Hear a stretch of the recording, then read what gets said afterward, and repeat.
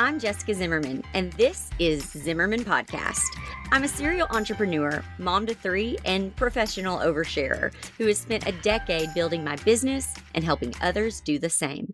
From wedding floral design to business education, features in Martha Stewart Weddings and Forbes magazine, and even writing and publishing my best-selling memoir, Sleeping with a Stranger, my business has kept growing, evolving, and changing year after year, just like me.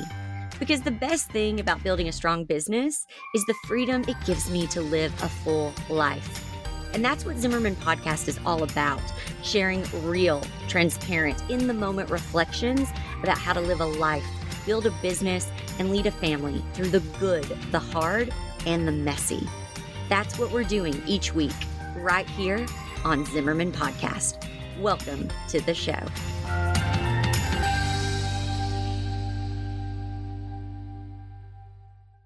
Hi, friends. Welcome back to Zimmerman Podcast. If you have listened to the past couple of episodes, you know that back in October 2022, I wrote a series on my blog that you can find at jessicazimmerman.com called Following the Stars.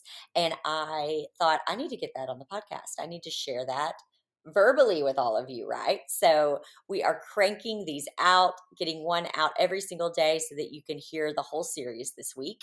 And today I'm going to share with you Following the Stars, Part 3, Staying in Comfort or Choosing Growth.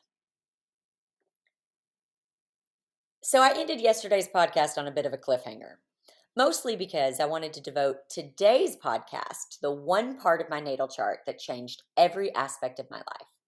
When Brian and I explored this topic together, it's what convinced us that we needed to spend some time apart.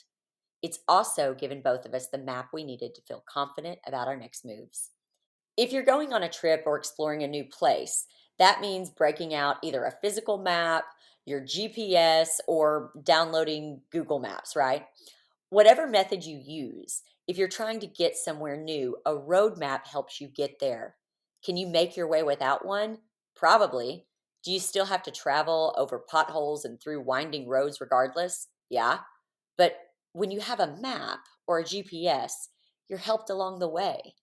Even though you might have to travel through some rough roads, you know you're headed in the right direction. That's exactly what astrology is to me. It's a tool, a GPS, a roadmap. It's a way of getting direction for our life while navigating winding and sometimes treacherous roads. It's a help, a sign, just like Genesis 1:14 said it should be. God gave us a map, a place where God's creations, the world God created, and the people God designed intersect and interact to reveal truth and give help. The Bible is another tool God gave us, but it isn't where the story ends. It continues in us and in the world each day. If this is a topic that interests you as much as it interests me, I want you to check out this book. I'm going to link it in the show notes. Buy it, read it. It's great, and it's really funny. Now back to the story. No part of astrology has been a better map leading to more unexpected but necessary destinations than nodes. Nodes. As that first reading of my natal chart continued, my astrologer explained that we all have a north node and a south node. Our south node is our default, our comfort zone. It's the way we've learned to move around in the world, who we've had to become to survive. It's become what's natural to us. We don't have to work hard to operate out of our south node. But the north node, she described, that's your purpose.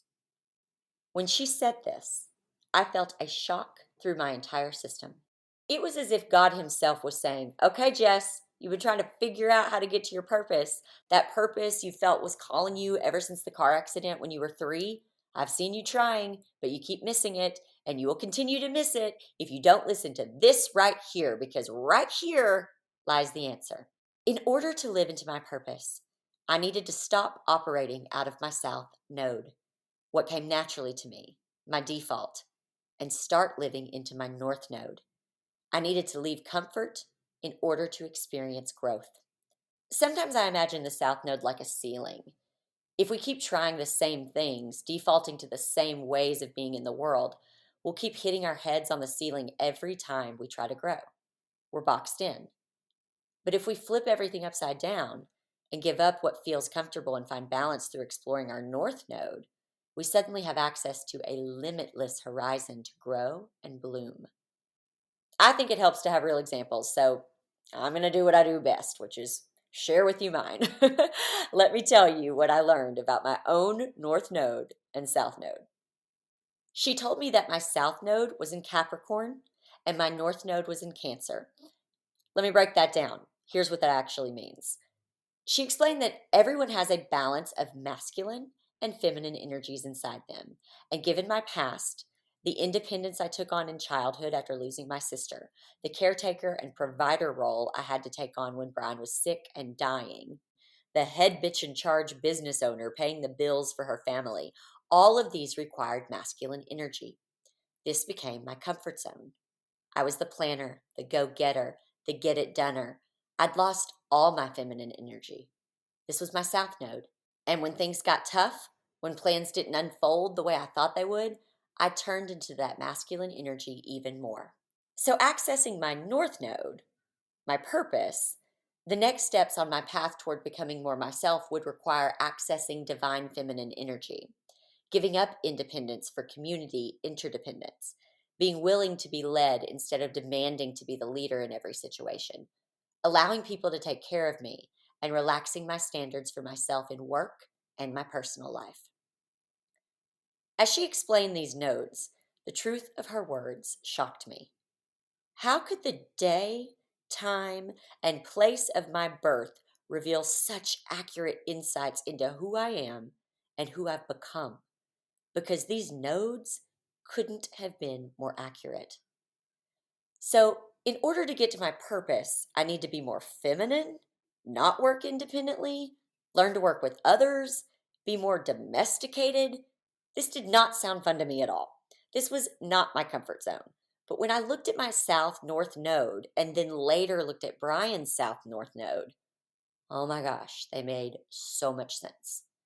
And it became so very clear that we needed some time apart to find ourselves again as individuals, because being under the same roof wasn't going to help either of us become our best selves. Brian's south node revealed that his comfort zone was dependence, mainly on me, again, out of necessity. His physical illness and then mental depression led him to lose all his masculine energy. Brian's north node called him to step into boldness, independence, decisiveness, and assertiveness, all the things I typically took on, because that's what our past had demanded from us. So there we were, simply repelling one another energetically. I couldn't access divine femininity with a partner who kept waiting for me to move our family forward and get things done. And Brian couldn't learn how to be bold and independent if I kept stepping in before he had the chance. Seeing this truth in black and white gave us permission to voice what we'd already been feeling, that to grow into our purpose, our roads needed to diverge. Who we were wasn't what either of us needed to become who we were meant to be. And while that was a painful and complicated realization, neither of us questioned that it was true. And I want to end by saying this. I just want to remind you that there is no shame in who you are in your south node. You can't get to where you want to go without knowing where you are. And your south node tells you where you are.